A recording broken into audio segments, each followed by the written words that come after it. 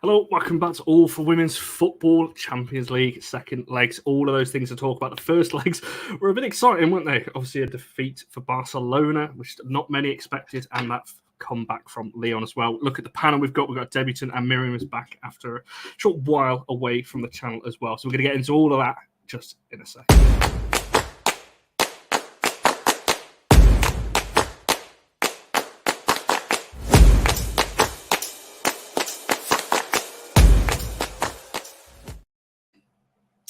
Yes, hello and welcome back to All Things Football. As I said, we've got so much to get into as we get talk about these two. It's only two games, but we've got so much to talk about when it comes to these two games because there's so many narratives and the way the first legs happened, what could happen in the second leg. There's just so much to talk about on that one.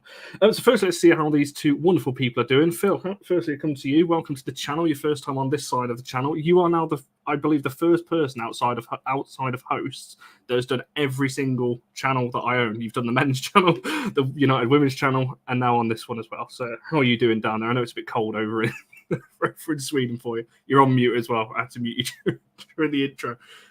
Here he goes.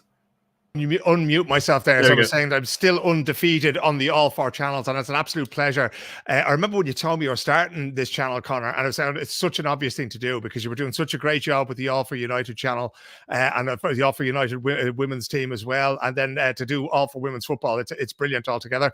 And I promise I'm not going to have a go at Chelsea, right? I know this channel has been accused of being anti-Chelsea in the past. The dogs in the street have told me that, and I will not stand for Chelsea slander this evening, especially after they beat Barcelona.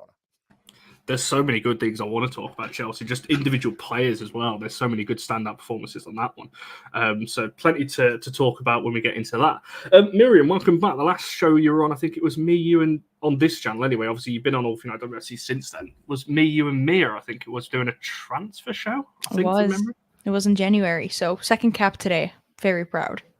January, geez, that long. Time flies on this channel when you're doing these things.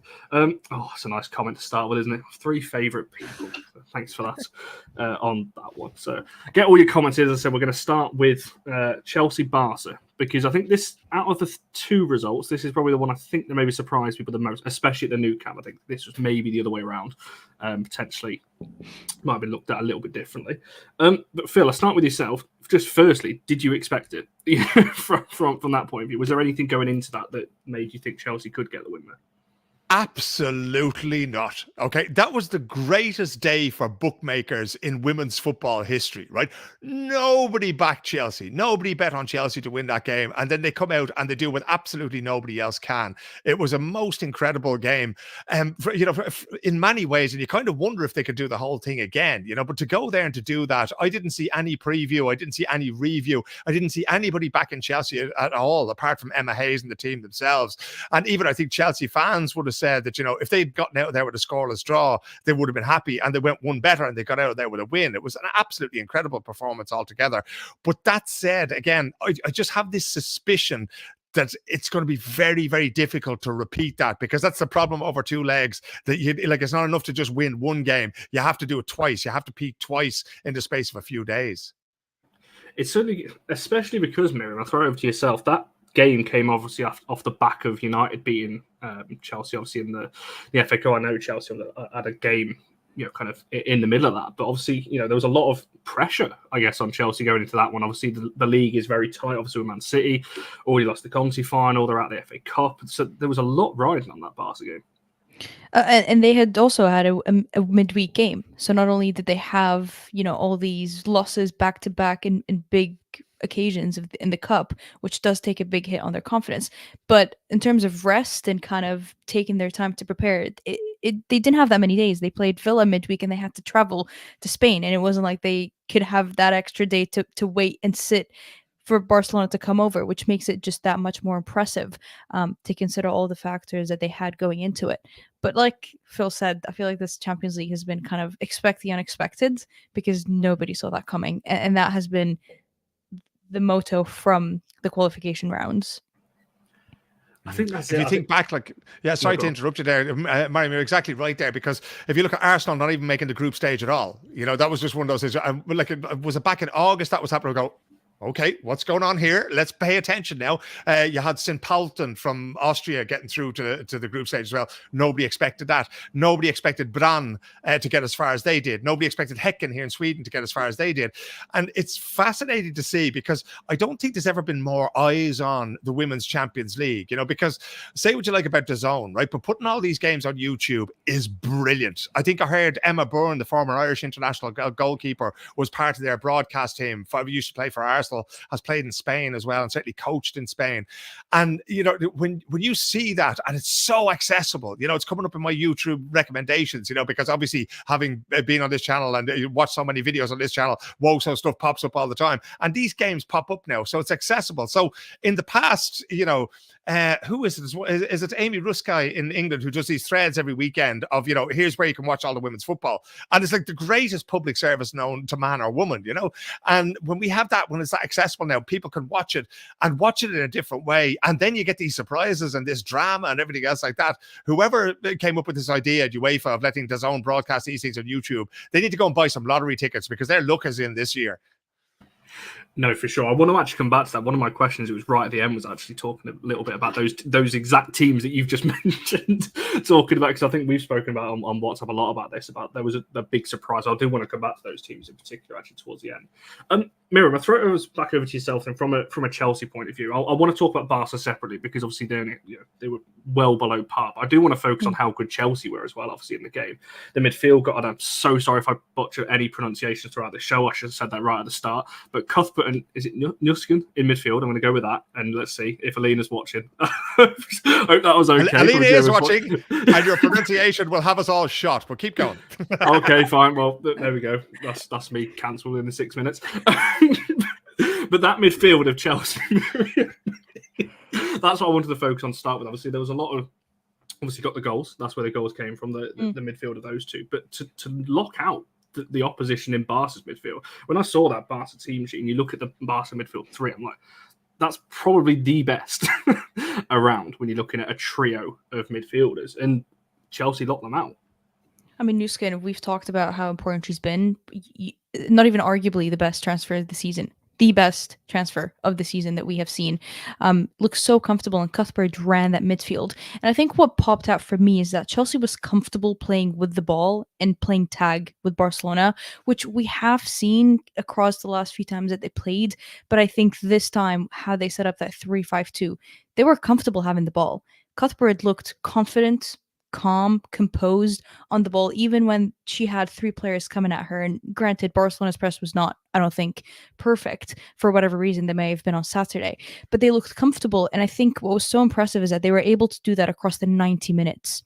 You can have spells where Chelsea's midfield, were dominating and we're getting the best of the duels, which, by the way, Chelsea won more duels than Barcelona. That's not a stat that Barcelona usually loses at all, which kind of just tells you how Cuthbert seriously ran that midfield. And so for me, it looked like Chelsea came in with an approach that they were comfortable to play with the ball and have possession with the ball, even if that was in the midfield, which usually is where Barcelona's biggest threats come from. And Barcelona is a team that they fear, or usually teams fear. But Chelsea didn't have that aura with them, which I thought even was a bit more impressive to keep that whole 90-minute. To do it in their backyard too was just that much more impressive. And so I think Nuskin, for me, it almost like there was no time for her to kind of like take any rust or get comfortable into that Chelsea midfield. She's been comfortable since day one, since she arrived in that Chelsea shirt.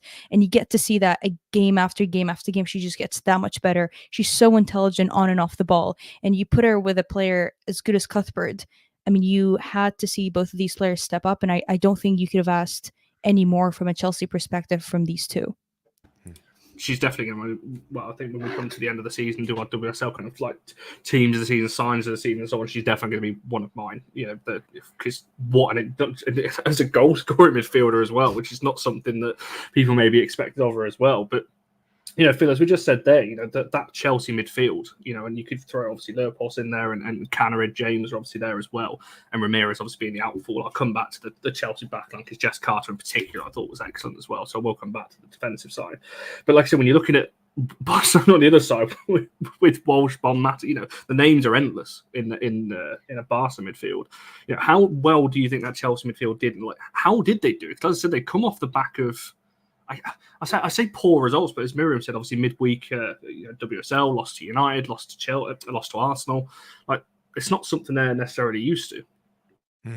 I think the interesting thing about it, Connor, is if you look at it, if you take the long perspective on what happened, in their story with Barcelona, right? If you remember back to when they played in the Champions League final and Chelsea tried to play football against Barcelona and were absolutely destroyed in minutes, they were just murdered altogether, right? Some of the same players who played that night played against Barcelona last week or last weekend, and to see them play football, it's like night and day. And so many of those players, and this to me is probably the legacy of Emma Hayes, that she took those players who were absolutely steamrollered by, some of the same players in Barcelona has played against them last week, and they have raised their game so much. Obviously, the likes of Nuskin's coming in and that kind of thing. This is a different level of player. Lupos is another fantastic addition, but Erin Cuthbert has been there for a long, long time, right? And she has developed so much. I saw her playing for Chelsea against Häcken. Incredible how she ran the midfield. If I remember rightly, Häcken actually scored and sort of rattled them just a little bit that night. But Cuthbert went in there and she wasn't having it. She went in, she took over that game. And as Miriam was saying, the way, like, to have the courage to play football against Barcelona is no mean feat, right? Because you have to have two things. You have to have courage and you have to have technique, right? And that's what Barcelona absolutely destroyed them with in the first game. It was like they literally, Barcelona's thing, we always talk about this, jogo bonito, that they talk about in Portuguese, this beautiful game kind of thing. And we have this idea of Barca being this ticky-tacky, small triangles, right? They mug you to get the ball, right? They gang up on you, they surround you, they knock you down, and they take the ball off you, right? So this idea that this is so no, it's savagery when they get you in their defensive triangle, right? And yes, the Chelsea players had the belief and the confidence and the level of calm necessary to take the touch, to play first time, to go back to their goalkeeper. And players like Jess Carter and Niamh Charles, who looked out of their depth playing this kind of football before, now all of a sudden can play it, right? Now, that's not to say that Barcelona don't have a whole bunch of other aces up their sleeve, right? I think tactically they were caught out. They didn't really know how to respond to this Chelsea team actually being able to pass through their press. But again, Chelsea's development, even with Connery since she came from Häcken, she was a player who did an awful lot, had an awful lot of ball, but the end product wasn't always what it should have been. And the same thing, if you go back to August or September of this season, probably she had more in her locker than what she's done. But since Christmas time, and maybe a little bit before, she is delivering. She is a dangerous player. She's the kind of player, if you're sitting in the stands and she gets the ball on that wing, you stand up because something is about to happen. And that wasn't always the case with her. No, I think, Miriam, just throwing it over to yourself off the back of kind of what Phil was saying, kind of moving into the back line, obviously, of Chelsea, which, like I said, I want to focus on Barca in a second, but as Trevor says saying there, Miriam's Canadians, Lawrence's best match. I think somebody tweeted this. It might have actually been you. I think it was you. There you go. Yeah. I knew I'd seen it somewhere on Twitter.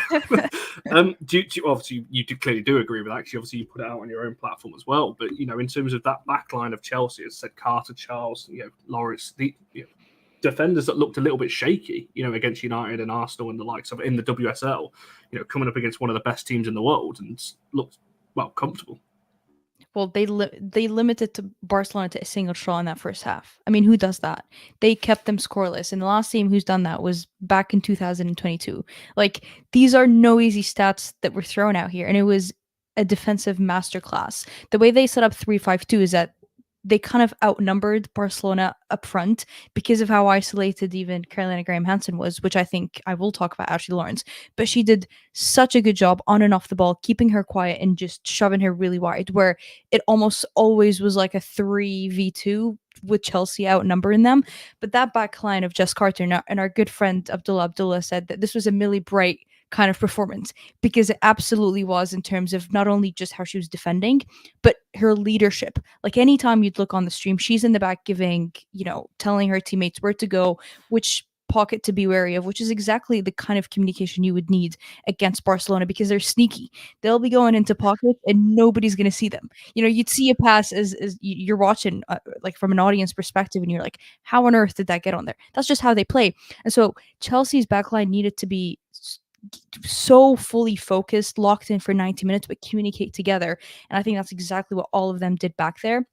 And Ashley Lawrence, for me, I don't think she's had the easiest time getting into that Chelsea squad. She's had a very up and down level of performances. I'd say up to now, it's been like almost a 6-7 out of 10 with how she's been playing with Chelsea. She's not really put down a starting spot, and that's because others have been performing better than her. And I think when Chelsea went out and got a player like Ashley Lawrence, it wasn't just for her qualities, it was for her experience. And a player who's played this long in the Champions League, that experience was needed. If there was a time for that experience to come out and shine, it was exactly this game. And so I think Ashley Lawrence, I was stoked from a Canadian perspective to see her do that well, but also rise up to the occasion. I don't think many people expected her to start. Certainly I didn't. And it was a bit of a wild card. And she was given the almost impossible task of Caroline Graham Hansen to mark her. Like, many have failed, many have tried to stop her, and many have failed because she's just that good. And so I think Lawrence's off the ball movement of just being super wary on the ball. And I think what's so good about Lawrence is that she's very unpredictable with her speed. And I think that unorthodox, odd style of play that she has kind of made Barcelona a little bit uncomfortable. And so, it's finally coming out like that, because we see this with Canada when she's out camp with them, but she hasn't been able to show that kind of like unorthodox, hard style of play where she's hard to read. And she was very hard to read, I think, against Barcelona. And so for her, she rose up to the occasion. That experience showed because she's been in the Champions League year after year with PSG. And I think for Emma Hayes, she's definitely stoked her Canadians showed up to the occasion, as well as Buchanan, who has now finally kind of stepped up in the past month or so. She's had a very rocky, I think, start with Chelsea. She's gotten her confidence back, was battling an ankle injury last season, and we've not seen the Khadijah Buchanan people have seen with Lyon, and now we've seen it. But against a team like Barcelona, every single defensive player has to show up. And I think Emma Hayes would be stoked to know Niamh Charles, Buchanan, Jess Carr, everybody in the back was there present. It's interesting you say it, because something that potentially would test our friendship, in many respects. Because I think if I was looking at that team, the two players I would be targeting in the Chelsea backline would be Buchanan and Lawrence, just after the seasons that they've had. Fair. I don't think they've settled well at England, especially Buchanan, as you just mentioned, obviously a few injuries as well. But whenever United have played, I've always said that I would be targeted because there's a mistake there and everything else. But in this game, as you said, when you're coming up against that Barca attack, you cannot make mistakes. Not to cut you off, but the last few camps, I want to say since September, Canada has only played in a 3-5-2. And I want to say in 97% of the time, it was Buchanan and Ashley Lawrence starting in both of these setups. And so they kind of didn't come in a position where it's like they've never played this before. This is exactly what they've been drilling with Bev Priestman for the past 6 months, I want to say. So that probably gave them a bit of a leg up, and Lawrence has been, I think, outstanding for Canada in that formation. So it was if there was a formation for her to do good on, it was going to be that one. Similar with Buchanan, they've been drilling this in the past 6 or 7 months, and maybe that was part of why Hayes decided to start both of them, is that because they've been comfortable in this, probably more than the others, perhaps. But I think as well, Connor, that, like when you have defenders like that, there's no defender in the world that can deal with Barcelona if they're just left, one-on-one on an island somewhere, that kind of thing. It just doesn't work. When you have that midfield, those 5 players in midfield that Chelsea had on Saturday, if it was a Saturday, I think the game was played, like when you have that protection as well, and what it's about is closing down the space between the 3 and the 5 when you don't have the ball, right? And it's reacting to those things and shifting over, right? Because essentially what Caroline Graham Hansen wants to do when she gets on the ball is she wants to get into the space behind you, right? So there can't be any space behind you. And that's what they did so well, was that Caro either had to go back or had to find something else, but she was never allowed to isolate a player on the wing there and just go at her. Because if she does that, she will murder anybody. She'll find a way to do it. And that's why it was so impressive tactically from Chelsea that they didn't always turn up in the same places all the time. Sometimes a winger would tuck in. Sometimes they'd lose the ball in a place maybe they didn't expect to. Everybody shifted over. Everybody made sure that those passing channels weren't there and that they could slow down those Barcelona attacks. And indeed, it's very prescient what Mariam said there about the one shot on goal in the first half. Nobody does that to them, right? Nobody. And that means that it was kind of like watching Olympic handball, where you have to sort of stay outside a particular zone and shoot from there. And that's Chelsea's setup, forced them to play sort of around here, there, and everywhere. Oh, lovely. We have people tuning in from Mexico and everything. This is fantastic. But when you have them moving around like that and they can't find a decent shot, because Barcelona aren't stupid either, right? They're not just going to kick the ball dead from 30 meters just to try to do something. So they're trying to solve that puzzle. And the fact that they didn't, to me, is, it's almost amazing how Chelsea performed, because against a team like that, everybody makes mistakes, right? But it's kind of like when you're playing in a band. Sometimes when you're on stage and you're playing with a band and you play a bum note, sometimes the audience hears and the song falls apart. But if they don't hear it, keep going, and that's kind of what Chelsea looked like. No, they did make mistakes, absolutely. Occasionally they were a step wrong, occasionally they were a step too far out, but Barcelona didn't exploit that. You know what? The audience didn't hear it. Let's just keep playing the tune. I was going to say that right-hand side, obviously slightly United bias. Obviously, you've got Bassier out there, you've got Bob Matty, and you've got Graham Hansen. That's your right side. I will say that's probably one of the best rights I've ever seen. When you're looking at a side of the pitch, I don't think you can upgrade too much on those three, from a right back, from a right midfielder, and a right winger. I want to kind of throw a different question at you, because there was a lot of, I guess, discourse online, as there always is after big games and so on, that Chelsea weren't amazing as people were making out, and that Barca were just that bad. So I want to ask you that question, Miriam. I'll start with yourself in terms of, I guess, what went wrong for Barcelona from the start. To only have one shot on goal the whole game is quite something. So was it a case of Barcelona were just really bad, or do you just think Chelsea were that good and they've raised their level so high that it took Barcelona by surprise? I think it's a case of both. I think both things can be present and both things existed, in terms of Chelsea's players all stepped up. Like, we're not sitting here for no reason being like, this was Jess Carter's best performance ever. This was Melanie Lupol's best performance in probably a few months. This was Ashley Lawrence's best performance in a Chelsea shirt. So Chelsea players did show up, but at the same time, you could recognize that some of the Barcelona players were below par, specifically possibly towards the end of the game, where they weren't adapting the way you'd expect them to adapt. But I also don't think Barcelona were fully ready to play against a team who was comfortable with the ball. I think that aspect of perhaps surprise got to them, but they didn't adapt. They didn't adapt in time. It almost took Alexia Putellas a few minutes to really get into the rhythm of the game. I think second half, you expected a bit of a different reaction. And Barcelona often are not having the best first half. The second half is just a murder kind of spree. Like, they just go off at you. But we didn't see that. And so there was no kind of reaction, which was a bit odd, again, because they're playing at home. If there was a time to do it, it would have been then. And their press was also, in my eyes, just not as coordinated as it would be usually. They were outnumbered when they were going forward. Everything that could have gone wrong in their eyes did go wrong. And Chelsea doesn't, no team gets a lot of chances against Barcelona. And so when you get one or two shots, you're going to have to be clinical with that. And so Chelsea was clinical when they needed to be. And Barcelona could only defend, those few shots so many when you're going against such tough, like, clinical strikers. And so I think it was a narrative of both Chelsea players stepping up to the plate, but perhaps Barcelona were kind of below par. They did not adapt well. I don't think there was a reaction in the second half. But then at the same time, we can also look at that final miss from Alexia Putellas, and it could have been a completely different conversation that we're having right now. But they just looked a little bit slower. And I think what Phil said as well, there were pockets to exploit that they didn't. It was kind of, the narrative was switched. Chelsea were clinical when they needed to be, when they had those few shots up front, and Barcelona were not efficient in looking at these pockets when they were open, which, Barcelona can only blame themselves on that, because the audience should have picked it up, and the audience did not pick it up. I should have heard that bum note, right? Yeah. Yeah, I definitely want to come back to Putellas in a second, because there's a whole conversation to be had around her. I mean, Phil, I'll throw that same question over to you, but also throw in Trebuchet's point. So obviously did take Engen off. At the same time, he took Onabasi off for Lucy Bronze again. I don't know why, because I don't think Bronze was all that much better either when she came on. I think she tried to body check Gura right and just completely fell at the wayside, so to speak, on that one. And I was finding it interesting Bruce didn't come on either. I think it was Lopez, I think was the final sub from a Barcelona point of view, which I found interesting.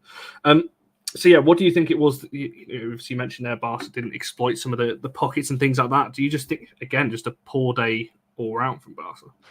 Well, I think we have to give credit to Chelsea, but I think you have to give, there was a perfect match plan from Emma Hayes, right? But I do think there were things that Barcelona could have done that they didn't do. you know? And again, as Miriam says, they should have exploited certain gaps as well. But a team like Barcelona, you assemble footballers and you assemble a squad to solve problems like this at the absolute highest level. I don't care what you do in the Spanish league against whoever, right? You can do whatever you like. That's not what you're getting paid all this money for. That's not why you're brought to a club like Barcelona. You are brought to a club like Barcelona or Olympique Lyon or indeed Chelsea to solve problems at the highest level right now. Now, you can do that within the framework of what the coach has asked you to do, but I think the coaching staff missed out because I can't remember, there was somebody commented there about Barcelona not having a number 9, right? One of the things I would have liked to have seen was, yeah, there you go. There's a coach. I can see why they need a number 9. If Barca are struggling so much to create something, right, why not put Caroline Graham-Hansen up top?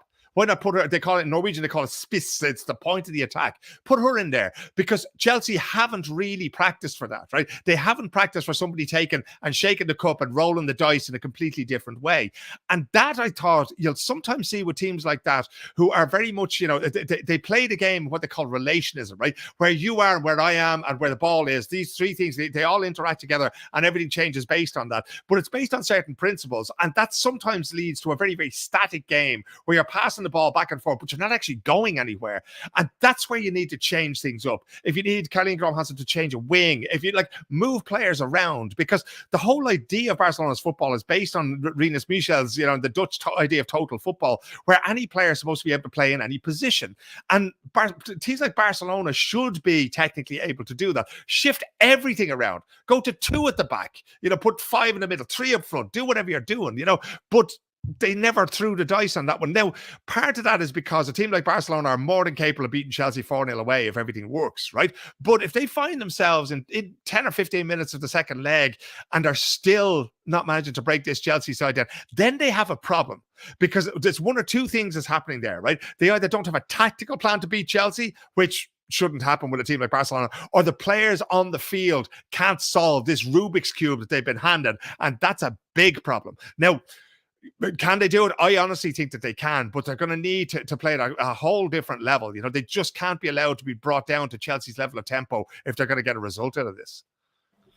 I think that's it. I mean, you only have to look at the semi-finals last year, like, albeit obviously Barca did go through, and there were still close games. Obviously, at the Nou Camp, it was a 1-1 draw, wasn't it? I think Brighton got the goal for Chelsea on that occasion. So that Chelsea in the last like 12 months or so, it has been close with Barcelona. They do seem to have closed that gap, you know, enormously on that front.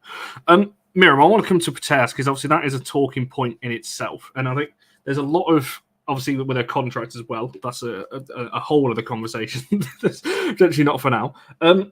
There's obviously a lot of talk about her. She came on, everyone that thought that the game would change. For me, and this might sound controversial, I actually thought Barca got worse when the subs came on. I don't think they looked any better than when Bronze, Putellas and Lopez came on. You know, they had a few chances towards the end, obviously that very big one right at the end of the game. So I'm going to ask you a two-part question. Obviously, there's a lot of talk about Putellas not being the same player, you know, since her injury, which is to be expected. Obviously, you know, when players are coming back from some such bad injuries. But the second part of this question, and the big one, I'm going to ask both of you: do you think she needs to move this summer? Obviously, her contract is up. Do you think for her own career that potentially she needs to move away from Barca and kind of regain that elsewhere, or do you think she can do that where she currently is? Jesus, my heart rate just went up there. Okay. I mean, that's a tough question. I think it's when a player is coming back from an ACL injury and a player who came back from an ACL injury and then had to deal with more knee discomfort.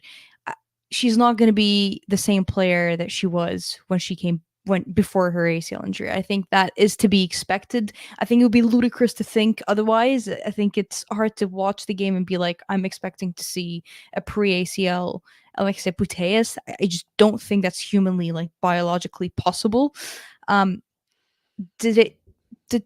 think Chelsea got worse possibly because Caldente got off. Maybe that would be like switching the argument in some ways, which is odd because I think Caldente was having a below par game as well.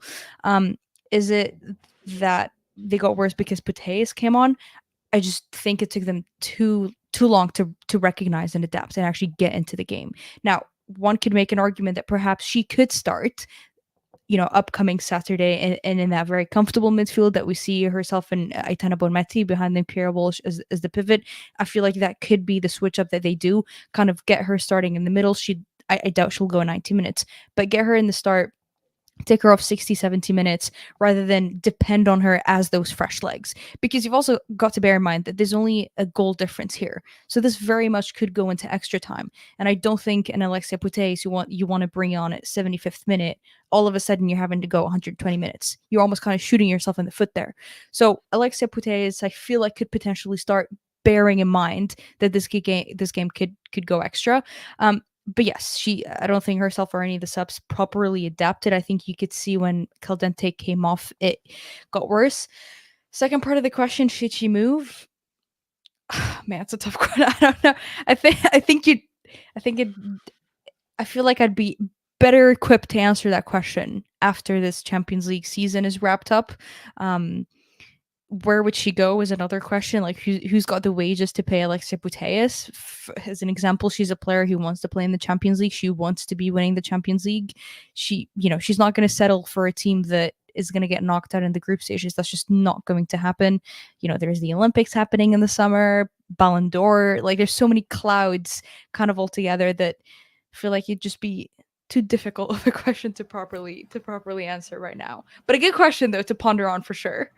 I was going to say, we did a TikTok on it, and there was a lot of, I'll just call them remarks because they weren't very nice, thrown our way for suggesting that she could. I mean, she's out of contract. We've got to ask the question. It's a fair question when somebody's looking for minutes to get back from an ACL injury where they're not having to do so at the highest level of the game. For example, I'm with you though. I just can't see it. Me personally, I couldn't see it anywhere else in Europe. She's just Barcelona to me, so I just couldn't see it. I could see her going to America. I can't lie. I can see her over there.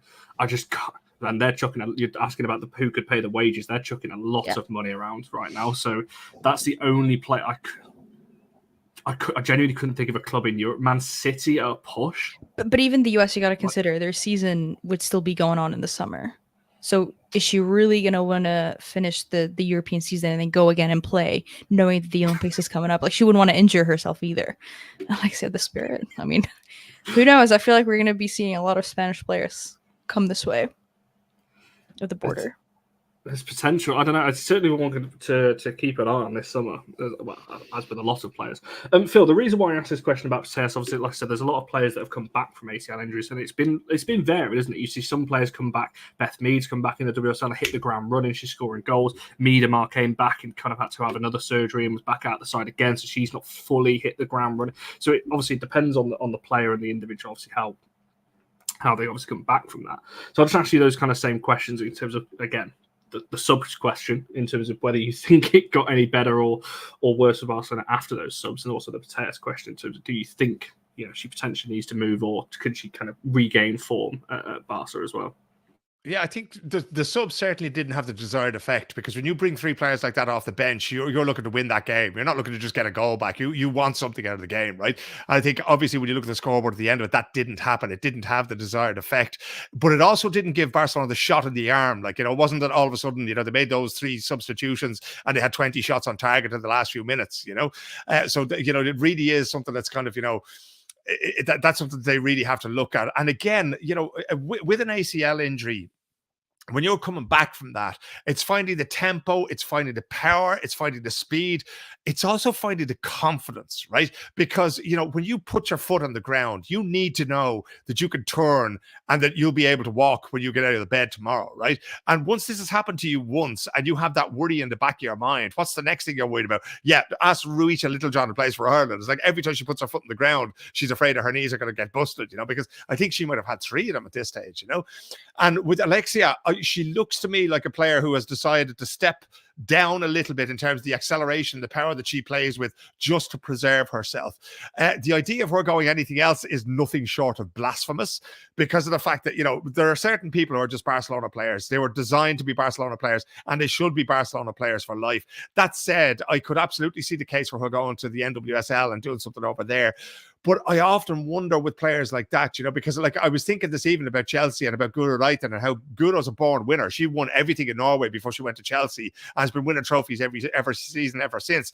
And I know how much she wants to win the Champions League. And the Champions League has become such a thing that, back in the day, it was another competition and we were glad to have the extra games. But, we knew that only a couple of clubs were going to thrive in there. A couple of the big German clubs at the time. The English clubs didn't really have much of a chance when it came down to it back then, But I do think that those players now, they look at that and they go, okay, there's literally only a handful of clubs that Putellas could go to, but she's just at the one that works for her because she's steeped in this, right? Like if she goes somewhere else, they have to play football like Barcelona to get the best out of her. If you're not going to play that way, why buy her? You're not going to get her and send her to a Bristol City who want to send the ball long. It's just not going to happen, So that's why I think that, the best thing they can do is to look at that and say, okay, she's now a Barcelona lifer. We have to create a situation whereby her legacy is a vast amount of trophies on the pitch and then move her into the boardroom structure, move her into the club management structure, make her a sporting director,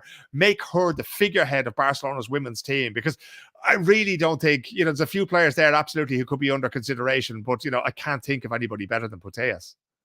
You've put a right thought in my head there, Putellas at Bristol City. I want to see that now. That's going to be going all around Twitter after this. Investors now to have a word and see, one season in Championship should be great after that. I mean, I would be scared the numbers she could put up in the Championship. That would be against newly promoted Newcastle United. That would be quite something. Right, I want to move on to Lyon PSG. I will come back to score predictions and things like that in just a second in terms of what we think in regards to that other one. But I do obviously want to talk about Lyon PSG because, again, another game. The two French, obviously the two best French sides around. PSG go 2-0 up. I go for a shower, come out, and it's 3-2. So that's how quick this comeback was because I was only for like 5 minutes. But Miriam, I guess the same question I started with the other with the Chelsea-Barca game. In terms of, was this the result you expected? Obviously, take aside the fact it was a comeback and things like that. Did you expect Lyon to get the win? Off looking at it on paper. I think so. Even though Lyon has been below par this entire season, even though they're winning the season by probably like 10 points. I'm not sure what the exact gap is. They're sitting up there very, very comfortably, but they have not had the best season. And I don't think injuries too have really helped that. So they've had a few factors to play around with them. And I also think, Sonia Pombasta now is just too predictable. Teams know how she's going to play in the Champions League. And kind of Lyon in the past few years, we've seen them have a pretty iffy first leg and then come out in the second leg, kind of done their analysis and done their video work and been like, this is what we're expecting. But they've had a shaky first leg every now and then now. I mean, hell, Benfica could have stolen it off them like a few rounds ago, right? It got really close. So I didn't see them winning this with like flying colors, but I thought they would get the best out of PSG. Just also looking at the matchups that they've had this season, there was a draw earlier, in December or somewhere around that frame time, and that was the closest it got. But Lyon were going to get the best of PSG like they have consistently and historically. Really, was it in the manner that I thought it happened? No. I mean, 10 minutes, those last 10 minutes were just insane. And I think Emile Masri, we'll talk about her in a moment, I'm sure. But she completely changed the game. It looked like the entire time, Lyon's midfield, everybody wanted to have the ball and nobody wanted to create something with the ball. Everybody wanted to get the ball and run. And when all 5 of your teammates want to do the same thing, who the hell's creating? And I'm surprised it took them 75 minutes to figure that out and bring somebody who wanted to make the runs and actually loop behind the PSG defenders. And PSG hit one hell of a panic button. I mean, the goals were going to come for Lyon, but the way, you can see, I don't even think the bench expected it. The cameras showing on Tassan, it was like they looked shocked. So it was terrible game management, the way they panicked, the way they crumbled, the way it almost looked, they were looking at each other, when one goal went in, it's like they've lost the lead. And it's like, you can still salvage something, at the end of the day, you're 2 goals up in it, like 2 goals, but that's a big lead. And they completely crumbled like that. So I think Lyon, it almost just like it took them some time to get those changes. They look too predictable. PSG, I mean, Katoto, sometimes we forget how good Katoto is because she was out for as long as she was with an ACL injury. She's one hell of a striker. And she kind of reminded us of that. And they had a chance to kill the game, with a 3-0 at some point, which I think they'll be really beating themselves up now looking at that. But it just makes it a lot more exciting now knowing there's also a 1 goal gap, just like the Chelsea game.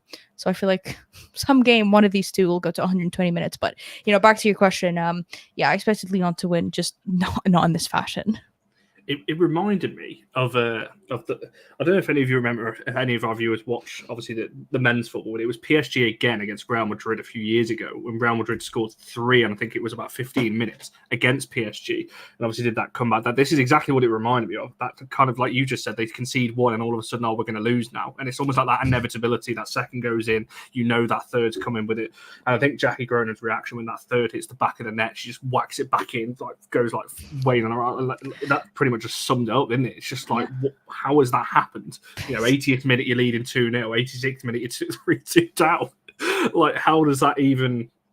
Yeah, I don't know. So Phil, I'll throw it over to you to do the talking in terms of what you thought of that one. And was it? Do you know what, Connor? Looking back at the game, as I was sitting there watching it, I thought this is absolutely unbelievable. The PSG are 2-0 up, and then not only do they let them back to, they lose the game. It's like, okay, this is not even possible. Of all the possibilities, all the sliding doors moments that are here, this is not, if you wrote that in a Hollywood script, right, you would be laughed out of town in the pitch beat. They'd be going, no, sorry, it has to be in some way believable. And yet, the more I think about it since that game, Connor, the more I realize that that's exactly how that game was supposed to turn out, right? So if you go back to when PSG played Häcken, I went down to Gothenburg on the West Coast, and I watched that game, and I thought that PSG, didn't really play as well as they should. Like a team like Häcken, they should have absolutely steamrolled them, and they didn't, right? And there was tactical reasons for that. And I remember interviewing the PSG coach afterwards down in the tunnel. It was great to be indoors and not freezing outside. And he was as close as I've seen any coach coming to absolutely losing it with his players, because he's gone so many dumb things that we did in that second half there. We could have blown this game completely, and I told my players to do certain things and they didn't do them. And I was just watching the second half. I watched a few minutes of the second half back there before we did the show. And I go, that's exactly what he meant. So there's certain things. It's kind of like, when you have that, that red button meme on Twitter. It's like, do not press the red button. And you just see the guy go, yeah, here I go. Oh, point, and they press the self-destruct button, and I was like, you didn't have to do that, just like, I mean, we see in Trebuchet's end there, the Lyon started playing better, but I'd say for both Lyon and Barcelona, right? Barcelona played as well as they were allowed to play, right? And that was negative for them. But Olympique Lyon in the second half against PSG they played as well as they were allowed to play, and that was really good for them, because PSG basically went, oh, okay, panic stations. And that's, that's the big difference. And it kind of reminded me of when Chelsea panicked against Barcelona in the final a few years ago. And that's the small margins at this level, right? Basically, we're at the stage now, there are 3 games remaining in the Champions League this season. That's it. No replays, no mess around. This is the absolute highest level of club football that exists in the world at this moment. With all due respect to my friends in North America and South America and everywhere else in the world, that's where we're at the moment, right? When you make a mistake at this level, it's not that you could be punished. You should be punished. And PSG were punished for pretty much everything they did in that second half. And there's 2 ways that this can go now. You can either accept that challenge and say, no, we have more. We could have done more. We should have done more. And now we're going to win this back. Or you can lie down and you could do in that, quasi-French manner that sometimes happens with clubs who aren't Lyon, that you can just give up. And I fear that the second is what's going to happen, that they're just going to go, okay, some teams, you see it in their eyes. When that third goal went in, exactly as you said, Connor, they look like a beaten docket, right? If I was in Las Vegas, I'd bet on PSG, I would be doing this and throwing it away now, because I just don't think that there's any way you come back from throwing away a 2-0 lead against Lyon. You just don't do that. I think that's it. It's the mental factor of it, isn't it? Because for me, as again, take this with a pinch of salt, I'm just a fan. I'm no tactical analyst or anything else. But I think when you concede that first, for me, if you're PSG, you're going, right, not ideal. We were 2 goals up, we're now only 1. You sit in and you try and protect what you've got. PSG, for me, just like you said, just panicked and went, oh, no, it's fine. We're still players. We were, concede the second. And they still didn't change. Like, no, it just went a bit all over them. Rather than just going, right, no, it's fine. Let's just sit and contain, play possession ball for a bit just to try and keep the ball off Lyon and play direct if you have to. It just seems to be nothing. And like I said, it's panic. Then, and that is the worst thing you can do, because as you said, it can literally turn around like that in 3 goals, 6 minutes. And now, going from a 2-0 lead to taking it into the second leg, they've now know that they have to score in this second leg in order to turn it around. I think, as you said there, I think that mentally is.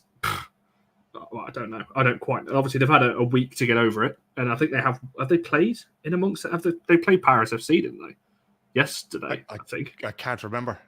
I think they did. They drew. So you bring up a very interesting point there, Connor. I just wanted to turn it on its head just a little bit, right? This idea, there's a friend of mine who used to be a professional footballer, and he played in Serie A and he played in Spain, in La Liga. I remember him telling me he played against Barcelona once and it felt like being surrounded the whole time, you know? But he always said that having, that Trebuchet is saying that they drew against Paris FC 1-1, yeah? So, yeah, I'd say there's a little bit of a hangover from the Champions League semi-final. But this friend of mine was saying that a 2-0 lead is always... you're never more vulnerable than when you're leading 2-0 because the game should be over, and yet one goal is going to make you think that your house is on fire, right? And how you deal with that mentally is fascinating. And what I saw with PSG was when they went 2-0 up, okay, up to the point where they went 2-0 up, everybody wanted the ball, right? Everybody wanted to run. Everybody wanted to create something. And the moment they went 2-0 up, they abandoned that, right? So rather than doing all the things that got you a 2-0 lead in the Champions League semi-final first leg, you're now going to do something else. Why? Why would you do that? Just keep doing the same thing, right? But what also happened was all of a sudden those runs stopped. And all of a sudden, nobody wanted the ball, right? And you would see central midfielders who go, okay, like I'm going to have to go long here. And you don't want to give the ball back to a team like Lyon. You want to keep that. You want to play the ball play the football in their half of the pitch as much as possible. You don't want to be just kicking it away, going out to the sidelines. You want to be keeping the ball in the center, sticking your butt out, winning free kicks, winning time for your team and that kind of thing. There's a way to manage the game. And the way to do that is not, fight or flight. And it's certainly not freeze. It's just keep doing the things that got you that 2-0 lead. Control the ball, control the tempo of the game. Because as soon as you give it back to a team like Lyon, as I said, you should have your mistakes punished. And that's exactly what happened.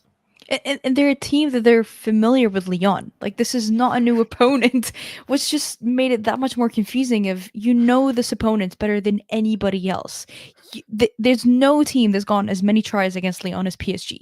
And there's also, at any point in history, it has always been PSG and Lyon playing at some point in the Cup, in the League, and the Champions League. They draw, it's always them too. And it's almost like they played against a team that they were just unsure of how they'll react when they're 2-1 down in the 81st minute.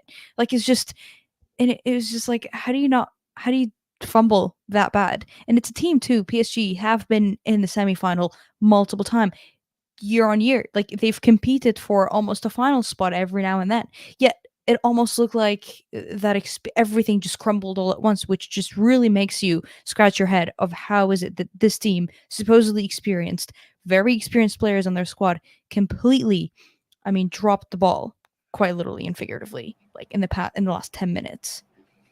I think Connor's going to thank me for this, right? Because, this will refer back to a game that he was at. When Manchester United beat Chelsea in the FA Cup semi-final, that is going to make such a difference to Manchester United Football Club, right? Because now they have done the thing that they could not and did not do before. They've beaten Chelsea when it mattered, right? And that must be such an enormous relief to Mark Skinner and to everybody at the club to have done that and to have gotten to a final at Chelsea's expense, right?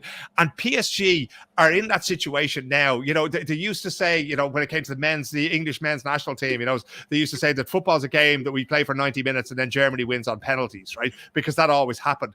And that's kind of where Lyon and PSG are now. It's a game that you play for 90 or 120 minutes and somehow Lyon pull a goal out of the bag at the end and we don't even get penalties out of it. They just find that way. And again, it goes back to what I was saying earlier on about Barcelona being on the pitch and solving the problem that's presented to them, right? What are they doing? Okay, how can we change things around to pick them apart here now? And sometimes it's the players that you have on there, and sometimes it's your substitutes, but sometimes it's also that the other team stops playing, as I mentioned, right? And it just becomes easier to pass around them because they've frozen. And when you have that sense of nobody in the collective wants to take responsibility, right? You need a player to go in and grab that game by the scruff of the neck and look at every other player and say, I don't know about you lot, I am not losing today. I am not giving away that 2-goal lead. Now, you're either with me or you're against me here. Let's do this. And to this day, PSG haven't really done that against Lyon when it's mattered forever. Since their founding. I think Exactly. I would argue this not as something new with PSG. I think the difference is, I hate to throw it back to United, but when United played PSG in the qualifiers, I remember at their place, PSG went 3-1 up. Everyone thought, yeah, that's game. That's how it ended. That's how it did finish in the end. But there was a moment, obviously, United probably should have had a penalty. I think, well, definitely should have. There was no ifs about it. And I think from that moment, United absolutely dominated those next 15 minutes. I remember saying something like, "What's happened to PSG here? They're like falling apart." The difference on that night, United couldn't score and couldn't get that goal that maybe would have changed the game on that night. It's exactly what we saw here in this game. One, obviously, in this case, obviously they did score. One moment, and all of a sudden it's just that switch, that mentality switch that we saw there. Miriam, you mentioned obviously the third goal scorer. I'm just going to ask you a different question to the one I asked in the first one. In terms of, was there any standouts for you in terms of performance? Obviously, Katoto got the 2 goals for PSG. Was there anyone else on the pitch that you thought was a big standout in this game that you'd give your maybe like player of the match to or anything like that? I mean, Emile Madri. She was exactly what Lyon were needing that entire time, and you could even make an argument that she should have come on earlier. But I mean, now looking at how the game played, maybe the 75th minute when she came on was exactly the time that she should have come on. But to me, she gave that supporting role of, I'm okay with not having the ball. I'm okay with making those runs. I mean, it was like the first possession that she had, and all of a sudden, Lindsay Horan had a very, I can't remember how the sequence exactly went, but Lindsay Horan was on the wing going up, and it was a very threatening attack where you said, okay, we're seeing something here with Emile Madri coming on. For me, she changed the game. And I think what Phil just said when the sub comes on and they're like, we're winning this game, or there's no other option. We're going to win this game. And to me, that's the attitude she came on with.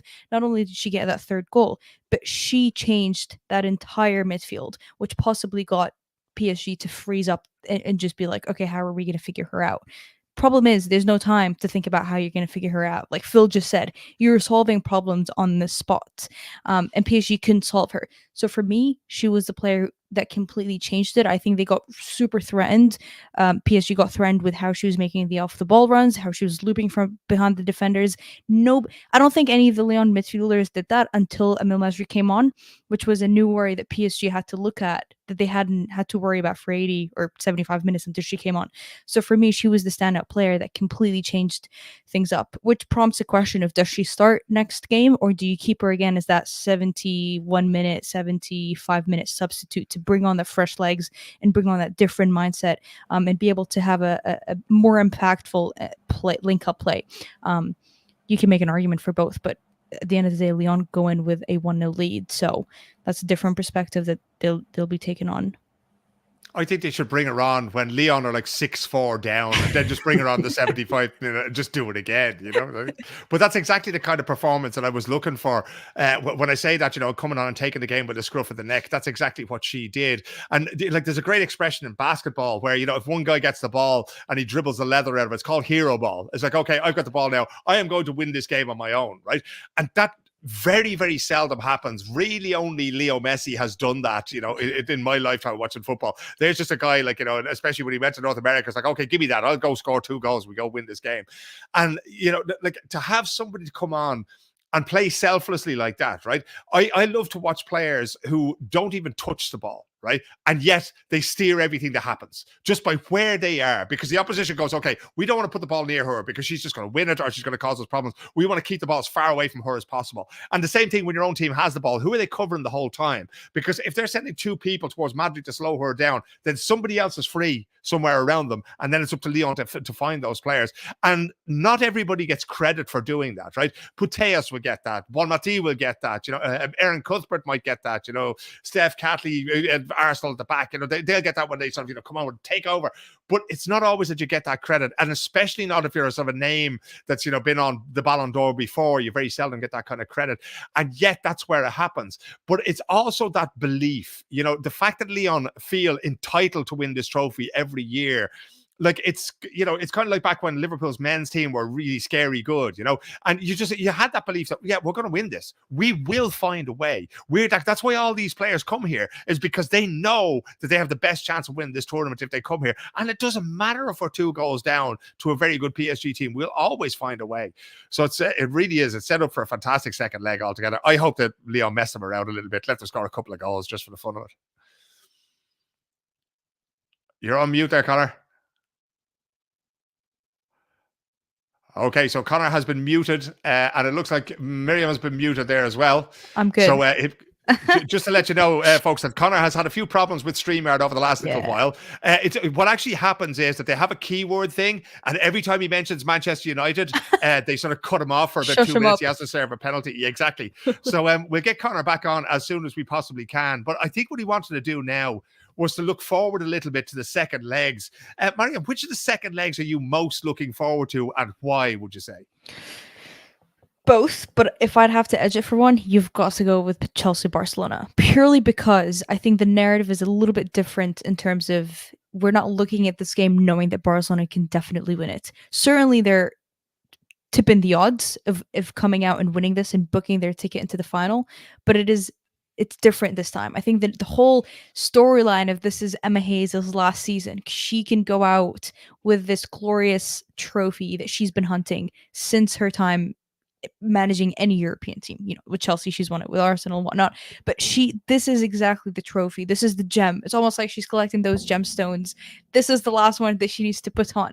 And it looks like a lot of the factors are coming together despite the losses that she's had in the cup, despite the ACL injuries. All the factors can come together and she can just book that ticket into the final. And she certainly got the mindset because, after the game, she said, this is only halftime. Like, clearly the job is not done. So Chelsea can do this in front of their own crowd, Stamford Bridge, make some history, but you also cannot completely rule out Barcelona. And I think that would be a very, very big mistake of looking at Barcelona and seeing, what, we're kind of comfortable. We do have a 1-0 lead here. We've got the better.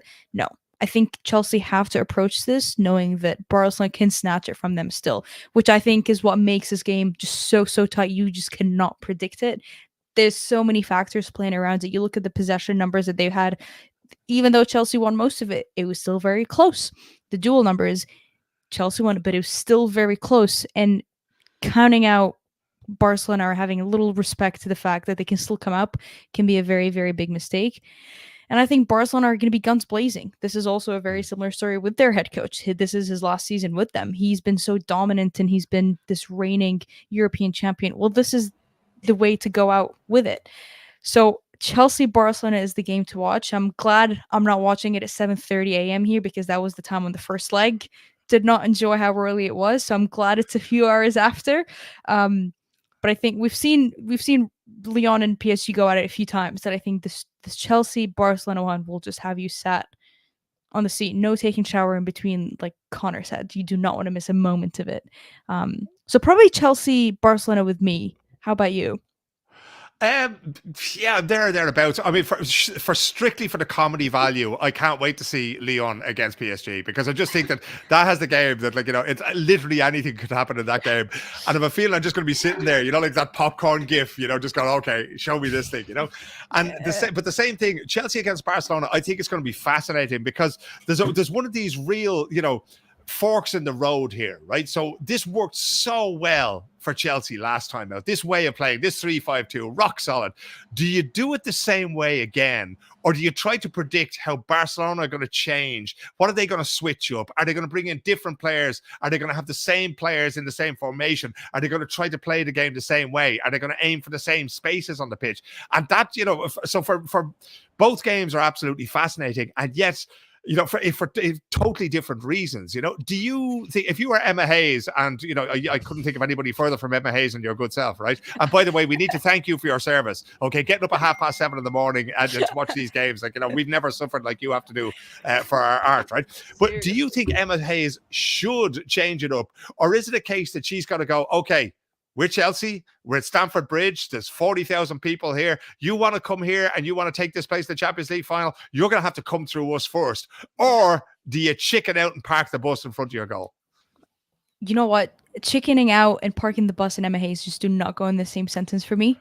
She just does not seem like the type of person to do that, especially at home. I think the big question, which would also, follow up on yours, is that how many of the players does she change? Do they have Ashley Lawrence figured out? Do they know how she's going to play against Carolina Graham Hansen? I don't think Chelsea will go in sitting comfortable knowing that they'll just have to defend, because once the goals start pouring in from Barcelona, it'll pour. Once it rains, it pours, and they're the team to kind of do that. She'll want to roll out.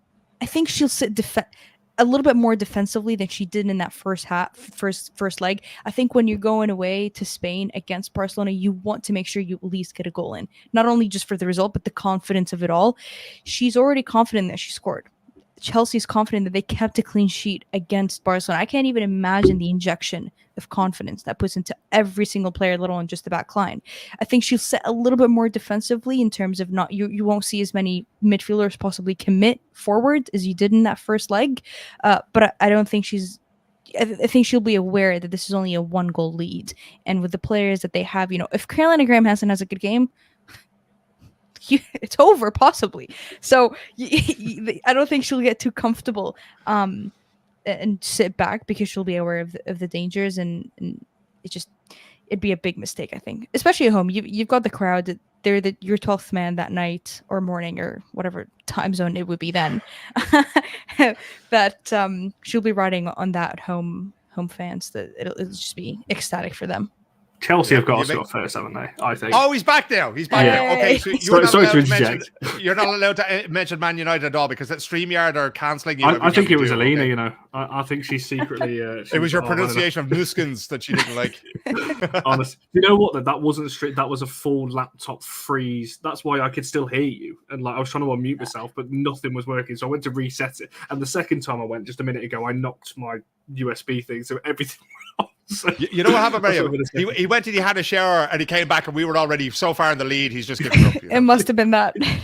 Honestly, I will have a stress-free show in the next week. I'm manifesting it. I would sincerely doubt that, yeah. But go you. We're all behind you. We all want that for you, Connor. And support for sure.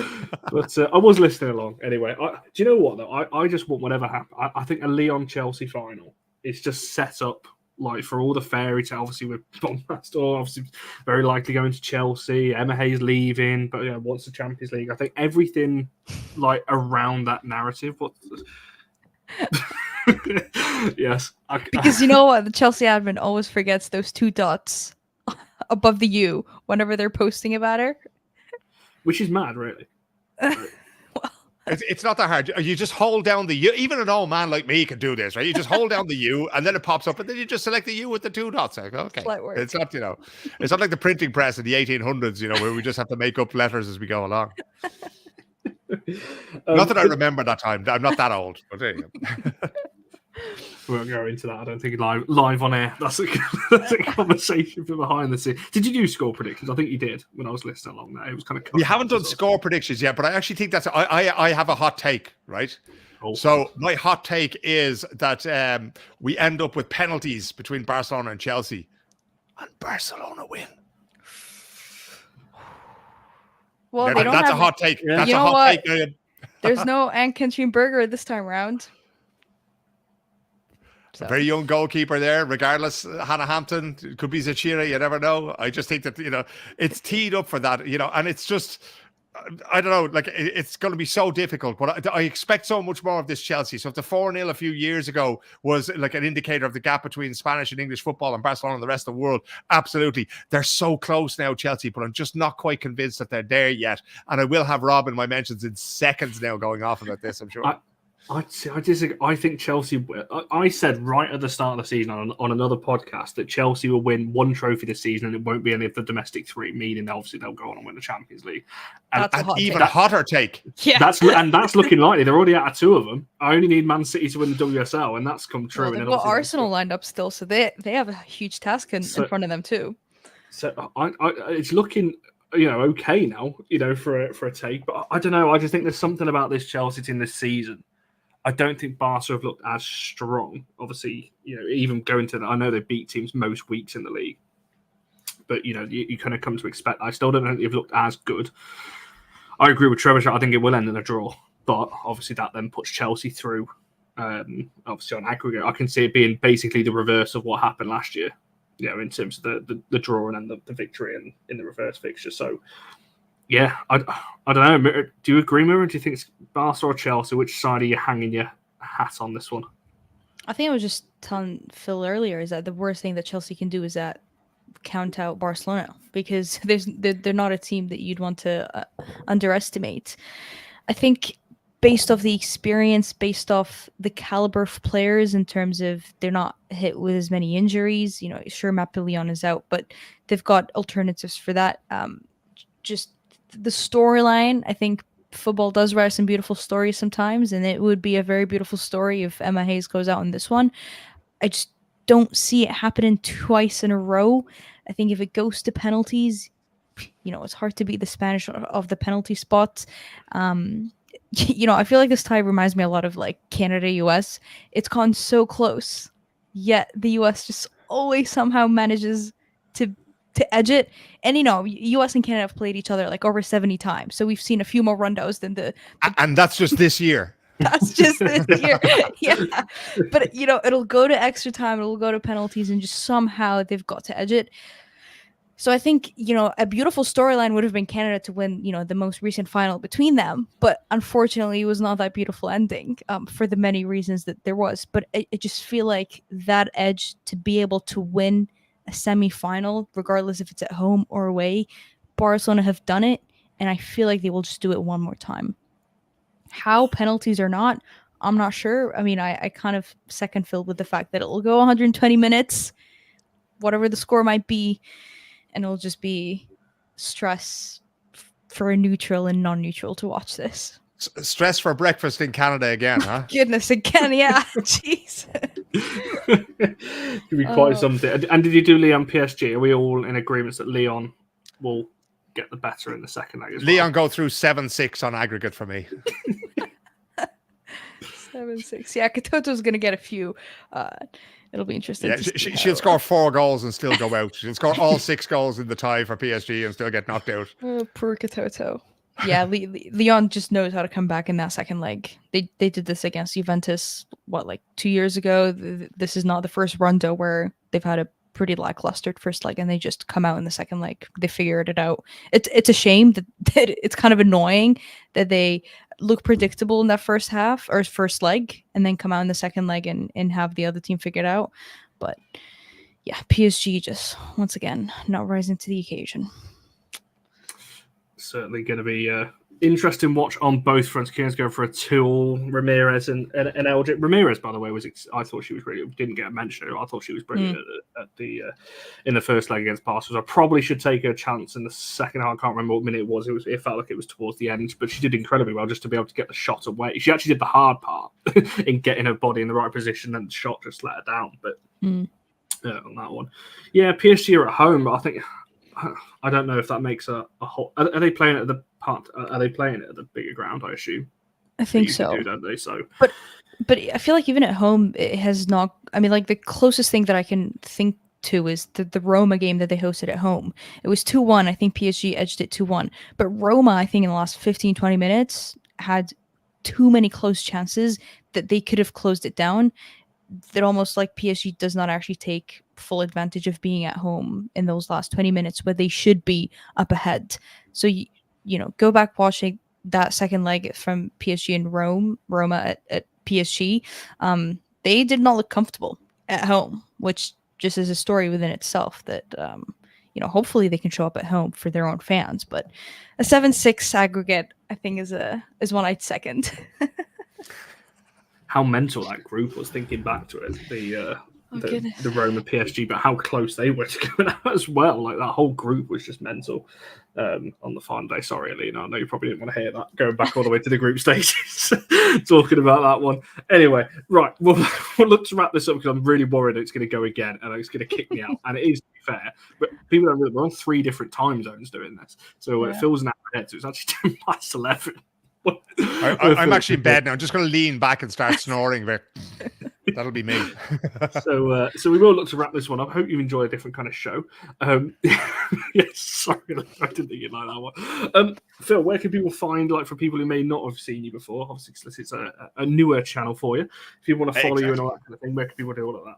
Yeah, you can see it on the screen there, at Philip O'Connor on X, which used to be called Twitter back in my day, but apparently you young kids are all calling it X now.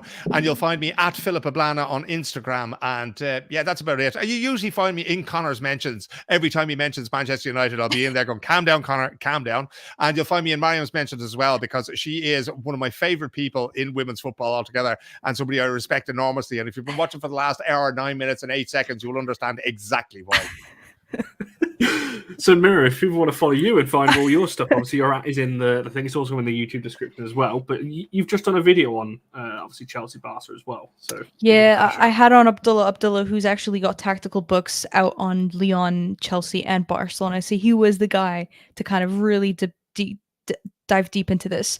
But yeah, I kind of copied Phil when we jumped on here with putting my at right beside my name.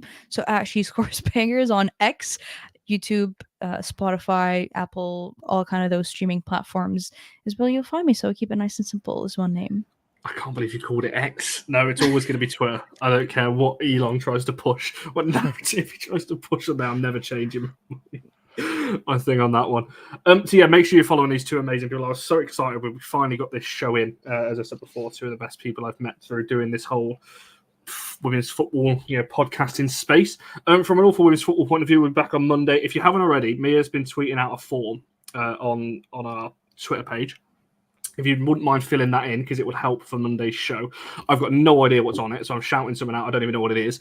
But Mia's doing some kind of game show type format for Monday for 8:30, which none of us have got any idea what's in store. That's why we need your help to fill that form out to help us along with some of those things as well. So Monday games for whatever stress you'll be enduring on the weekend. So perfectly lined up.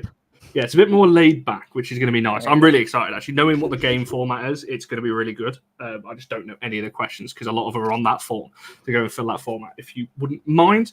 So yeah, make sure you're liking the video, subscribing, following these wonderful people, and we shall see you guys on Monday.